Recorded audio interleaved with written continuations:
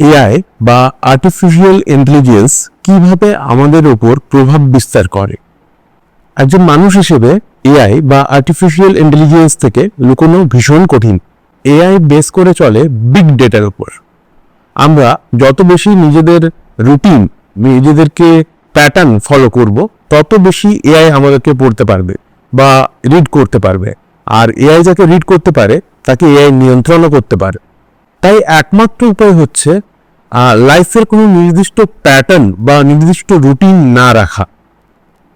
কারণ এআই আমাদেরকে স্লেভ বা দাসে পরিণত করবে আমাদের সেই নির্দিষ্ট প্যাটার্ন এবং নির্দিষ্ট রুটিনকে ফলো করে। এখন টাকা নীতির থেকে অনেক বড়। সাপোজ আমি কোনো রিটেল শপে গেলাম, সেখানে রিটেল শপ থেকে কোনো কিছু পারচেস করলাম বা কোনো কিছু জামা কাপড় কিনলাম বা কোনো কিছু জিনিসপত্র কিনলাম, তো সেখানে আমাকে সেখান থেকে আমার ফোন নাম্বার জিজ্ঞেস করা হবে এবং আমি যদি জিজ্ঞেস করি যে কেন ফোন নাম্বার চাইছে, তখন তারা সেখানে জবাব দেয় যে তারা আমাদেরকে ই বিল পাঠাবে। এবং আমরা যদি ই বিলটা না নিতে চাই, আমরা যদি বলি ডিজিটাল বিল না নিয়ে আমাকে হ্যান্ড কপি দিন, তখন তারা বলে যে সেখানে নাকি আমরা সেই বিল থেকে পয়েন্ট পাবো এবং পরে সেই বিলটা দিয়েই আমরা জিনিসপত্র যদি রিটার্নেবল থাকে সেটা রিটার্ন করতেও পারবো। কিন্তু মজার বিষয় হচ্ছে এত দয়া কেন?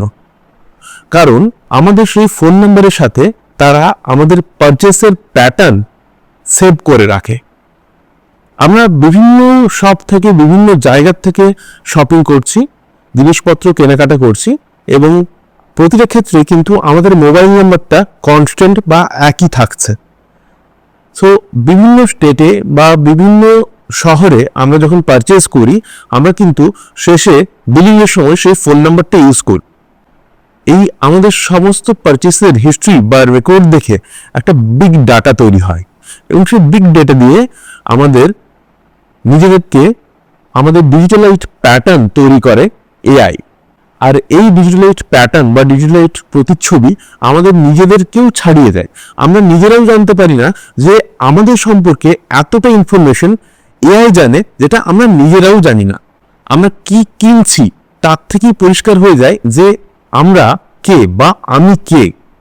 এবং এই বিগ ডেটা আমাকে আরো স্পষ্টভাবে আমার প্রতিচ্ছবি ফুটিয়ে তোলে এবং আমরা যখন নেক্সট টাইম পারচেস করতে চাই কোনো অনলাইনে বা কোনো রিটেল শপে, যখন আমরা পারচেস করতে চাই এবং আমাদের পছন্দ মতো আমাদের যে প্যাটার্ন, সেই প্যাটার্নটাকে ফলো করি, তাতে অনেক কিছু কাস্টমাইজেশন বা ভ্যারাইটি আনা হয়, তাতে আমাদের মেন্টালিটিকে আরো বিশেষভাবে পুশ করা হয় এবং তা ব্যবহার করা হয় আমাদেরকে প্রলুব্ধ করতে বা ফাঁদে ফেলতে বা ভয় দেখাতে।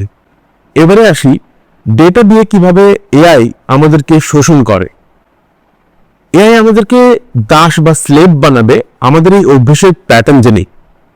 এবং মজার বিষয় হচ্ছে আমরা এই অভ্যেস বা প্যাটার্ন কখনো কিন্তু এআই এর কাছে গোপন করতে পারবো না। আর বিগ ডেটাতে ডেটা বলে কিছু নেই, প্রত্যেকটা ডেটাই হচ্ছে এক একটা পয়েন্ট, এক একটা বিন্দু এবং এআই এই তথ্য বিন্দুগুলোকে একসাথে জুড়ে একটা গল্প তৈরি করে এবং এই গল্পটাই হলো আমাদের জীবনের গল্প, আমার গল্প। এবং এই বিন্দুগুলো দিয়ে যে মুখ তৈরি হয় বা ডিজিটাল প্রতিচ্ছবি তৈরি হয়, সেটা হলো আমাদেরই মুখ। আমরা ভাবি আমরা তিনজনকে তিন রকম কথা বলছি, কিন্তু তিনটে ডিফারেন্ট স্টোরি যদি একটা বুদ্ধিমান কোনো সিস্টেমের কাছে যায়, সেই সিস্টেম কিন্তু বুঝে নেবে যে আমরা অরিজিনালি কি বলতে চাইছি, যা আমরা নিজেরাও বুঝতে পারি না। ভাগে ভাগে আমরা নিজেদের পরিচয় দিচ্ছি, একবার কার্ড সোয়াইপ করে, একবার মেট্রোতে, একবার কোনো শপিং মলে বা একবার কোনো অ্যাপ্লিকেশনের চ্যাটের মাধ্যমে। আর আমরা ভাবছি আমরা তো কিছুই বলিনি, কিন্তু সব ডেটা একসাথে এলে কি হতে পারে। একটা বুদ্ধিমান এআই সব ছড়ানো ছেটানো যে ডাটাগুলো আছে সেই সব ডেটা নিয়ে একটা পূর্ণাঙ্গ প্রতিচ্ছবি তৈরি করে আমাদের, এবং আমরা নিজেও অবাক হই, এই তো আমি। এখন আমরা বুঝতে পারি যে আমরা নিজেও ফেঁসে গেছি। এবার আসি অ্যাপ্লিকেশন, মোবাইল এবং আমাদের ব্যক্তিগত জীবন। আমাদের ক্রেডিট কার্ড আমাদের ফোন নাম্বারের সাথে যুক্ত এবং আমাদের ফোনে যা যা ডেটা আছে তারা কিন্তু একে অপরের সাথে কথা বলে। বিভিন্ন ইলেকট্রনিক্স ডিভাইস একে অপরের সাথে যুক্ত। আমাদের মোবাইলও কিন্তু আমাদের টিভির সাথে কথা বলে। নতুন ফিচার্সওয়ালা যে গাড়িগুলো বের হচ্ছে সেগুলো কিন্তু আমাদের ফোনের সাথে যুক্ত। আমরা আজকে লন্ডনে বসে কলকাতায় থাকা গাড়িকে অ্যাপ্লিকেশনের মাধ্যমে লক এবং আনলক করতে পারি। প্রতিটি অ্যাপ্লিকেশন আমাদেরকে জিজ্ঞেস করে যে তারা আমাদের ভিডিও, ছবি, মেসেজ এই সকল কিছু অ্যাক্সেস করবে। একটা এন্টারটেইনমেন্ট অ্যাপ আমাদের ফোন কলস জানতে চায়। স্ন্যাপচ্যাট বা এই জাতীয় অ্যাপ্লিকেশনগুলো আমাদের ফোনের সব কিছু জানতে চায়, আমাদের পিকচার্স, আমাদের লোকেশন, আমাদের এভরিথিং, ফোন কলস, রেকর্ডিং। আর এগুলো কাকতালীয় মোটেও না, এগুলো খুবই হিসেব করে বানানো। এখন মোবাইল ছাড়া বাঁচা সম্ভব না। আর আমরা যাদের বিরুদ্ধে লড়বো ভাবছি তারা এই সমস্ত অ্যাপ্লিকেশন বানাচ্ছে এবং তাদের মেমোরি এবং তাদের যন্ত্রাংশের উপর আমাদের কোনো কন্ট্রোল বা কোনো নিয়ন্ত্রণ নেই। তাই মুক্তির একমাত্র পথ হচ্ছে সম্পূর্ণ স্বচ্ছ জীবনযাপন করা। আমরা যদি বলি আমাদের কোনো কিছুই আর গোপনীয়তা নেই, সব ডেটা নিয়ে যাও, সব নিয়ে যাও ডেটা, এটা শুনতে অবাস্তব মনে হতে পারে। আমরা বলি আমাদের ব্যক্তিগত জীবন আছে এবং সেই ব্যক্তিগত জীবনে আমাদের গোপনীয়তা থাকা উচিত। এক্ষেত্রে বলা যেতেই পারে যদি তেল সোনা হয় তাহলে এআই হচ্ছে ডায়মন্ড বা হিরে আর ডেটা হচ্ছে প্ল্যাটিনাম। কে এদের লোভ থামাবে? আমাদের নৈতিকতা, আমাদের মূল্যবোধ?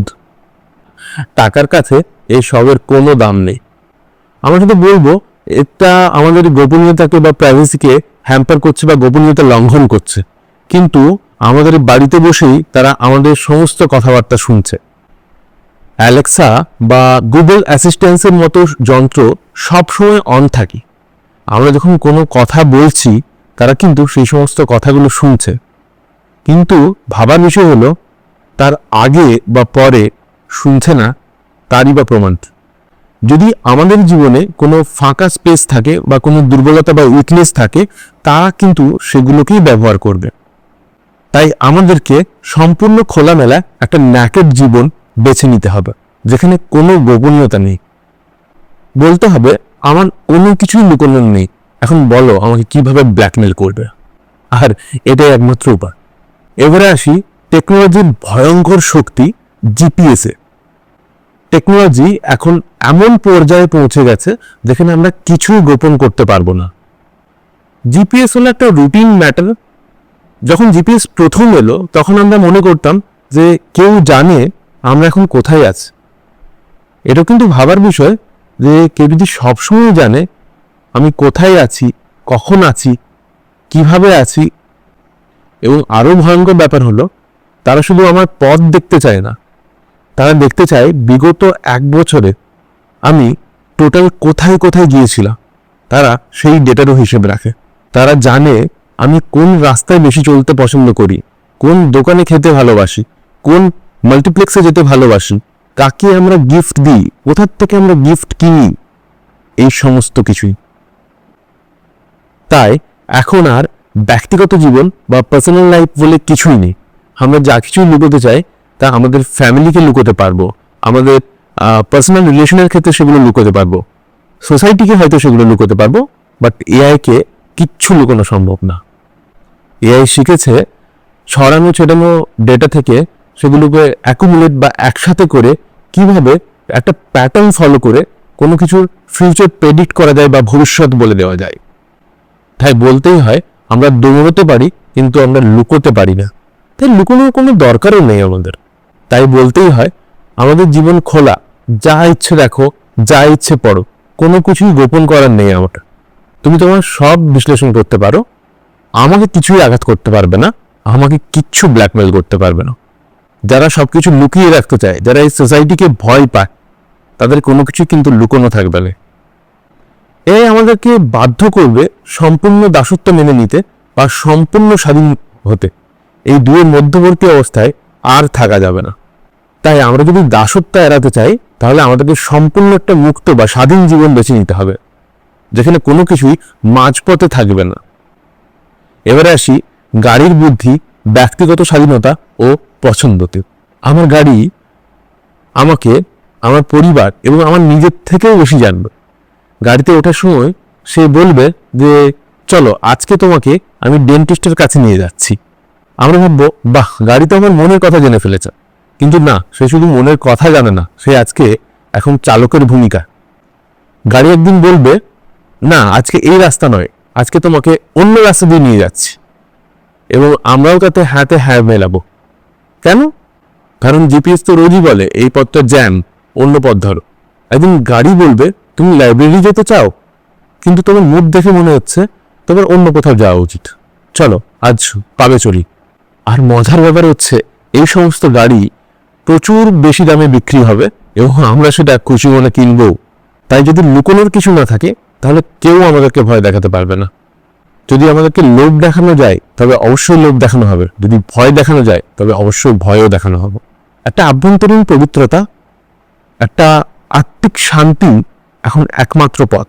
বলতে হবে আমার সম্পর্কে সব কিছু জেনে যাও, তাতে আমার কোনো লোভ নেই, তাতে আমার কোনো ভয়ও নেই। এটা একটা মুক্ত জীবনের একমাত্র উপায়। এখন এবার আসি শেষ অংশে, বুদ্ধির সীমা, এআই ও প্রকৃতির রক্ষা কিভাবে সম্ভব। আমরা ভাবি কিছু জিনিস হয়তো গোপন আছে, কিন্তু একদম না। ওরা জানে কি গোপন নেই, এবং ওরা জানে সেটা আমাদেরকে জানেন।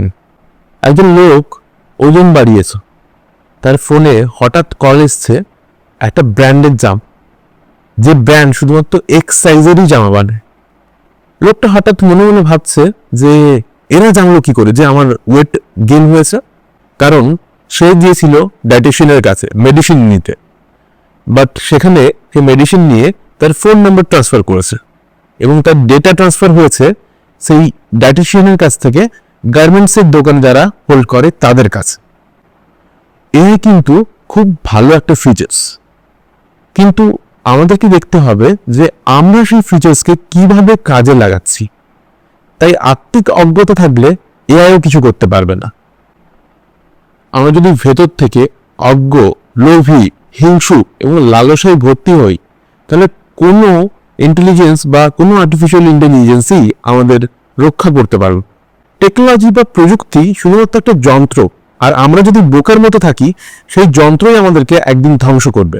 আজ আমাদের আত্মিক বিকাশ হয়নি, কিন্তু হাতে এসে গেছে ভয়ঙ্কর প্রযুক্তি। একজন বোকার হাতে বা পাগলের হাতে যদি আমরা মেশিন গান দিই তাহলে সে কি করবে? এআই দুর্দান্ত, কিন্তু ব্যবহারকারী যদি বোকা হয় তাহলে সেটা ধ্বংসাত্মক হতে পারে। আজ উপগ্রহগুলো এতই শক্তিশালী যে সে আমাদের বাড়ির মধ্যে থাকা বই এর নাম পর্যন্ত পড়ে নিতে পারে। আর আমরা ভাবি এই দেওয়ালগুলো আমাদেরকে বাঁচাবে, কিচ্ছুভাবেই আমাদেরকে বাঁচাতে পারবে না। তাই দরকার কি কোনো কিছু লুকোনোর? কোনো কিছু না লুকিয়ে তাদেরকে বলতে হবে আমাদের সব ডেটা নিয়ে যাও, যাতে আমরা কোনো কিছুতে বিচলিত না হই।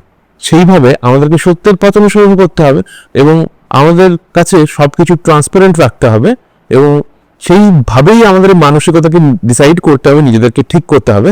তারা যতই ব্ল্যাকমেল করুক আমরা যাতে সেই ফাঁদে পা না দিই।